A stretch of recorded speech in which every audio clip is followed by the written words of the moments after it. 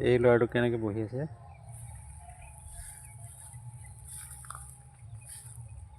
ক'ত গৈছিলা এই তাতে এটা বহুত ডাঙৰ টেংকি এটা আছিল তাৰপিছত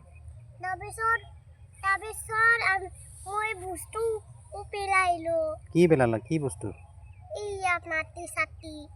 মাটি আৰু বহুত ভাল হৈছিল তুমি যদি তাতে পৰি গ'লাহেঁতেন কি হ'লহেঁতেন টেংকিটোত মই মৰি থাকিলোহেঁতেন ইচ ইচ ইচ ইচ ইচ